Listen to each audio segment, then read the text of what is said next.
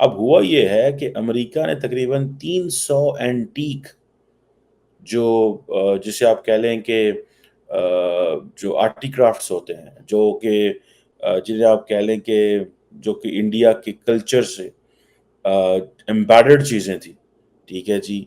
जिनका ताल्लुक 4000 साल पुराना था।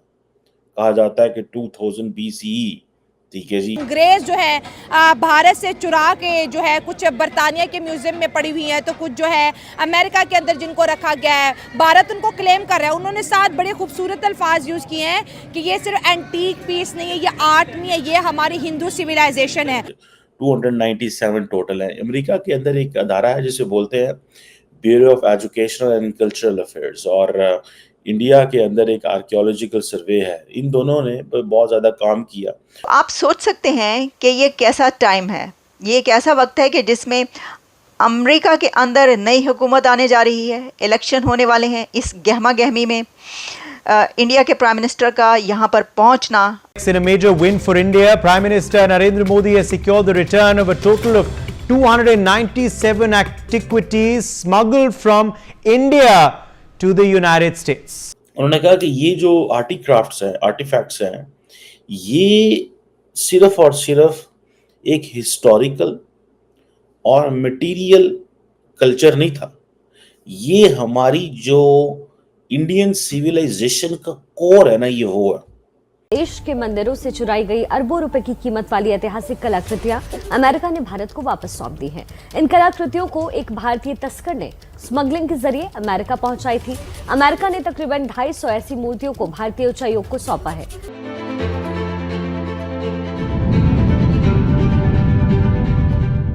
कोशिश कर रहा है कि जो इंडिया का लूटा हुआ खजाना था वो उसको लुटाया जाए। इंडिया अपनी हिस्ट्री को रिवाइव करना चाह रहा है। ऐसे ही है। अब बात यह है कि किसी न किसी एशिया के बंदे को स्टैंड तो लेना था। हाँ। वो चाहे मोदी ने ले लिया या कोई और लेता। हाँ। मोदी ने इस वजह से लिया, कोई वजह होती है। हाँ। जब इंसान किसी के बराबर में खड़ा होता है ना, तो जब टक्कर वाला इंसान हो तो वो ये बात कर सकता है। उनको पता है इनकी इकॉनमी तगड़ी। अभी यही होता है, पाकिस्तानी प्राइम मिनिस्टर को चीज़ मांगता तो उन्होंने तो बिल्कुल स्ट्रेट फॉरवर्ड इनकार कर देना था कि हम क्यों दें, क्योंकि हमारे पास वो मुआशत नहीं है, वो हमारे पास इकॉनमी तगड़ी नहीं है। देखिए, बात अब दुनिया वाले सुनेंगे इकॉनमी के बंदे की कि कौन तरक्की कर रहा है, कौन तरक्की याफ्ता है। ये बात अब बड़ी स्ट्रेट फॉरवर्ड हो गई है।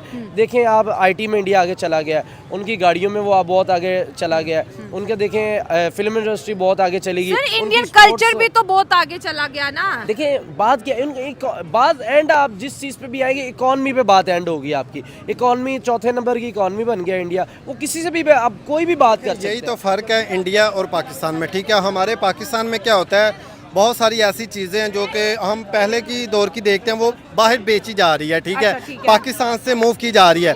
इंडिया के अंदर अगर मोदी ने, हालांकि ये इस वक्त पे आकर स्टेटमेंट दिया, वो तो ना जाने कितने सालों के पहले की चीज़ें हैं जो लेके जा चुके हैं। 4000 साल, 10,000 साल ऐसे। तो आज वो अपनी सिविलियन के लिए सोच रहे हैं, इससे बढ़ के अपने मुल्क के साथ वो क्या लॉयल हो सकते हैं, ठीक है। और सबसे बड़ी बात, उस कंट्री में जाके बात करना। हालांकि जारी बात है, जिन्होंने चोरी की है, अगर चोर के घर में घुस के चोर को मारेंगे तो वो हमें आगे से गलत रिएक्शन कर सकता है। लेकिन मोदी ने अपनी कंट्री का सोचा, ठीक है। बड़ा हम भी देखें, पाकिस्तानी भी हैं, बेशक हमारी कोई चीज़ गुम जाए, हमें 10 सालों के बाद नजर आए, हम उन पर पर्चा करवा दे, केस करवा दे वापस लेने के लिए, ठीक है। लेकिन ये बड़ा अच्छा उन्होंने हमें देखे एज अ पाकिस्तानी जो है ना, वो एक नेबर कंट्री या खुशी होती है कि यार चले हमारे हमसाया मुल्क ने इतनी तरक्की की है और उनके जो पीएम है वो इतना लॉयल अपनी कंट्री के साथ। अंग्रेज के पास खुद का क्या, सारा कुछ तो है, हिंदुस्तान से चुराया उसने। जारी बात है, जब देखें ये बरसगीर में जब वो आए थे, बरतानिया भी साथ, अंग्रेज सारे, जब उन्होंने लूटमार की, जो कुछ उनसे हो सका उन्होंने किया।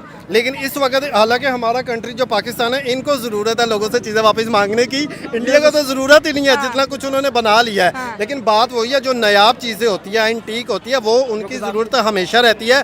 सबसे बढ़ के मोदी ने ये जो कहा है कि वो आपके लिए वो एक नॉर्मल चीज़ें हैं, हमारी सिविलियन के लिए वो बड़ी अहम और बड़ी नायाब चीज़ें, तारीख है, हमारा हिंदुइज्म का कल्चर है। मोदी के जज्बे को हम सलाम पेश करते हैं। जिस तरह मोदी ने सीना डाट कर वहाँ पर जाके बात की है कि भाईजान, बात यह है जो आप सब चोर हैं कि आपने हमारी चीज़ें वापस करनी है। पाकिस्तान में क्या होता है, पाकिस्तान में चीज़ें सेल कर रहे हैं, कोई पूछता है उसे पकड़ के जेल में डाल देते हैं। हत्ता कि वो हमारा मुल्क मसाया मुल्क है। मोदी ने वहाँ पे जाके ये बात हक की है। अपने मुल्क के जो आने वाली नस्लें हैं उनको सुधारने के लिए की है कि जो हमारे और नस्लें अपने बच्चों को ये भी बता रहे हैं कि जब अंग्रेज के पास कुछ नहीं था, सारा कुछ हिंदुस्तान में था। जी यही तो बात है ना, पाकिस्तान और इंडिया में यही तो फ़र्क है, ये फ़र्क वहाँ हमको नज़र नहीं आता।